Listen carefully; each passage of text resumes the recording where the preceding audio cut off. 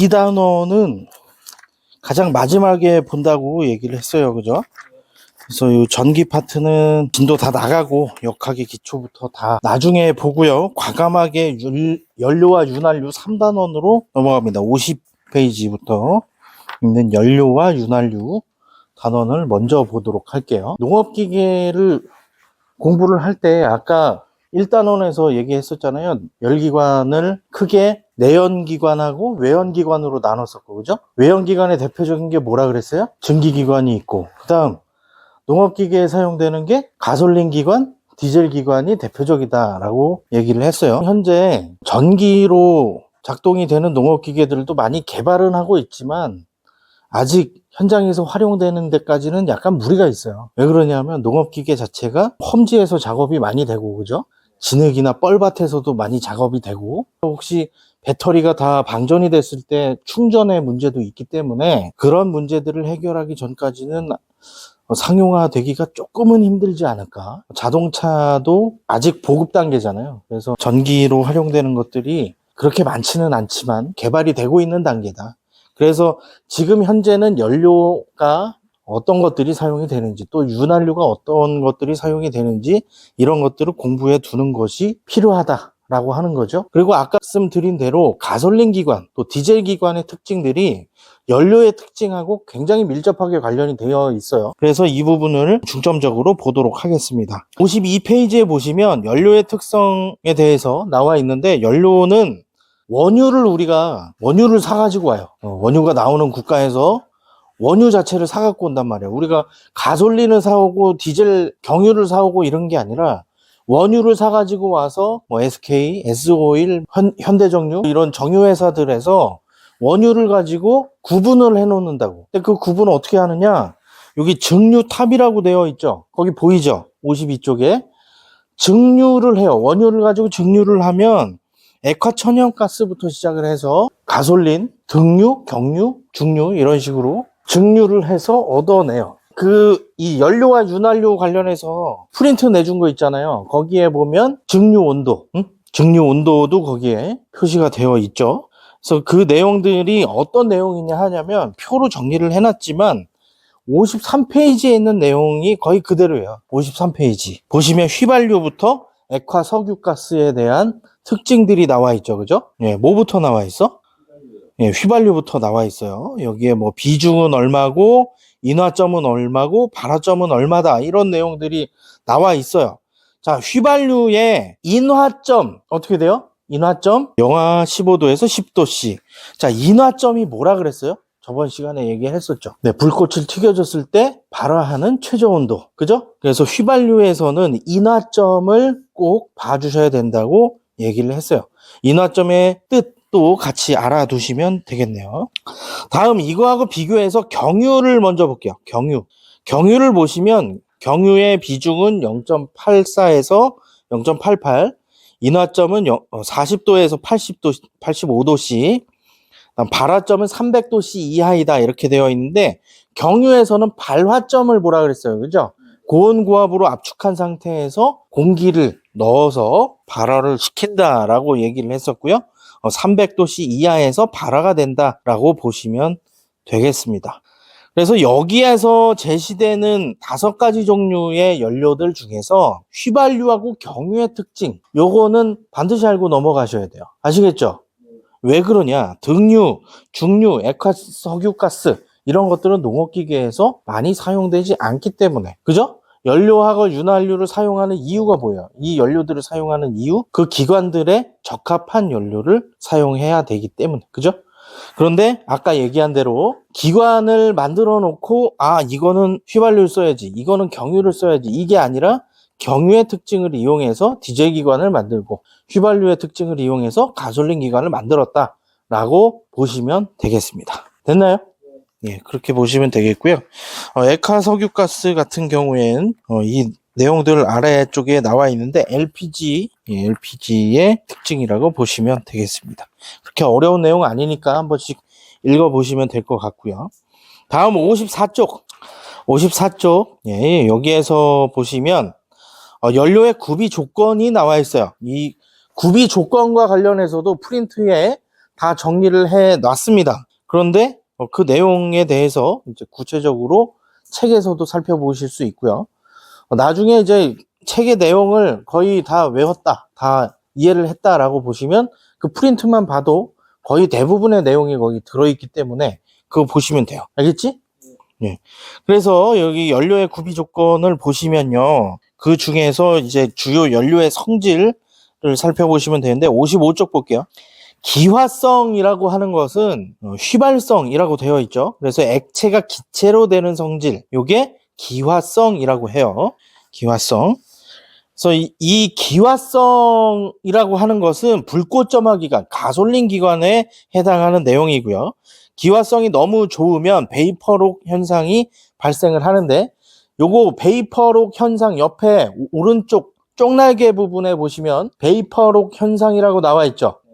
요것만 단독으로 출제가 되기도 해요. 그러니까 알아두시면 되겠습니다.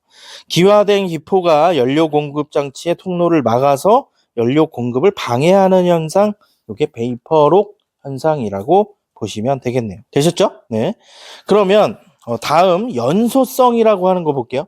연소성은 가솔린 기관에 요구되는 성질이에요. 그러면 연소성은 디젤 기관에 요구되는 성질이다 라고 지문에 등장하면 틀린 내용이 되겠죠? 알겠지? 가솔린 기관 포인트로 잡아두시고, 짧은 시간에 연료가 완전 연소되는 성질을 말한다, 이렇게 보시면 되겠습니다. 자, 여기에서 노크에 대한 내용이 나오는데, 노크에 대한 내용은 54페이지 왼쪽 쪽날개 부분에 나와 있어요. 노크가 뭔가요? 그죠? 금속끼리 부딪히는 소리가 나는 걸 얘기하는데, 54페이지 교과서 표현 한번 읽어볼게요. 실린더 내에서 이상 연소로 인해 망치로 치는 듯한 금속성 충격음을 내는 현상, 이게 노크라고 했습니다.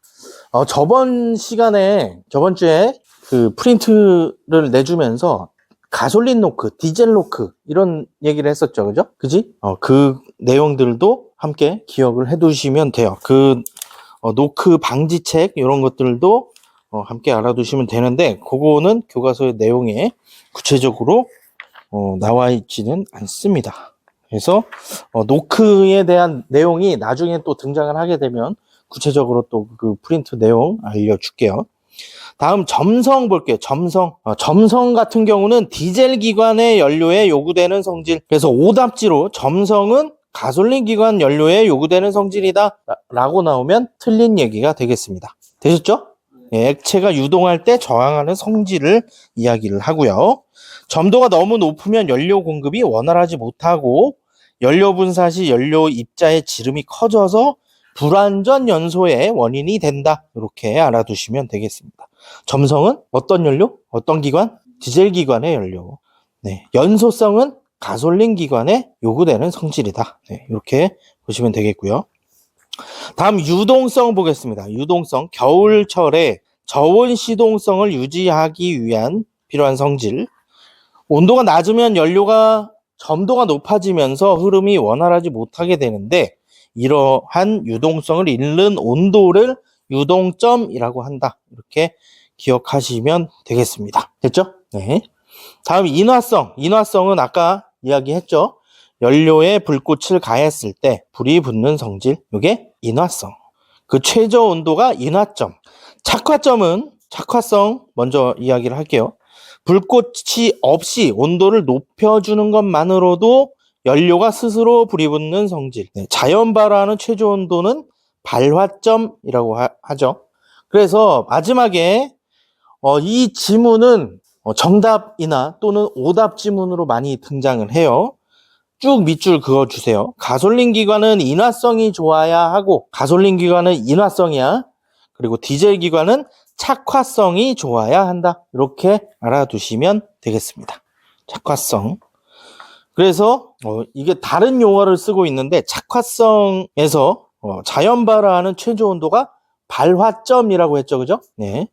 인화점과 발화점, 요것도 단독으로 또 괄호 넣기 이런 것들로 등장할 수 있으니까 뭐 네모 쳐놓고 알아두시면 되겠습니다.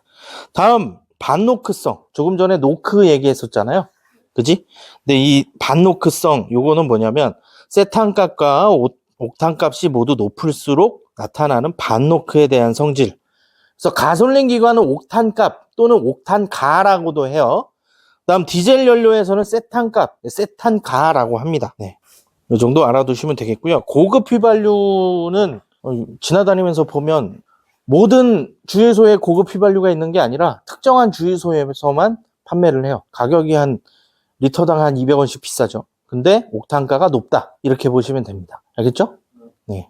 그래서 좀 그 고급 차량들 있잖아요. 고급 차량들. 네. 수입도 약간 프리미엄급 차량들 보시면 고급 휘발유를 전용으로 아예 엔진 세팅이 되어 있는 게 있어. 그런 것들은 제 기능을 발휘를 하려면 고급 휘발유를 넣어서 활용을 하셔야 돼요. 나중에 곧 이제 졸업하고 이렇게 하시면 됩니다.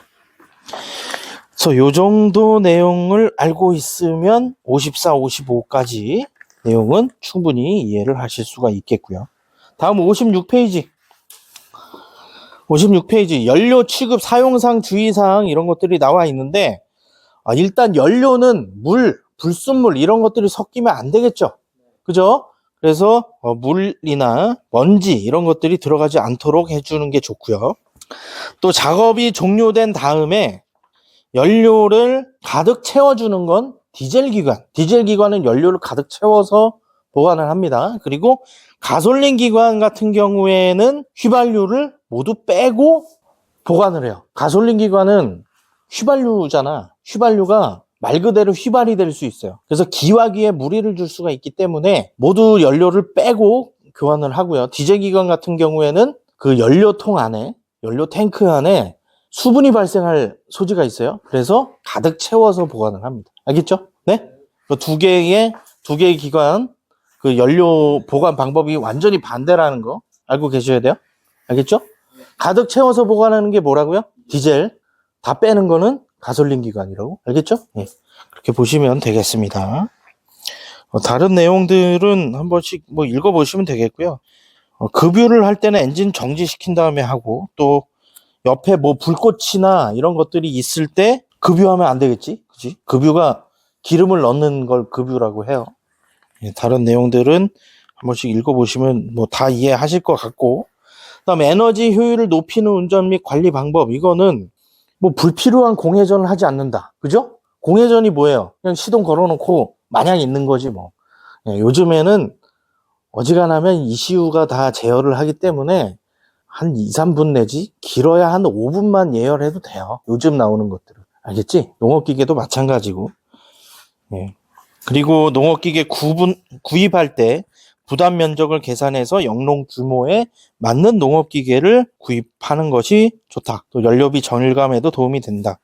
그리고 3개의 급 하면 안 되는 거 있죠? 급 가속, 급 제동, 급 출발을 하면 안 된다. 이런 내용들은 오답지로 제시가 될 수 있습니다. 그래서 이 내용들 이렇게 알아보시면 되겠습니다. 연료에 대한 내용은 이 정도만 할게요.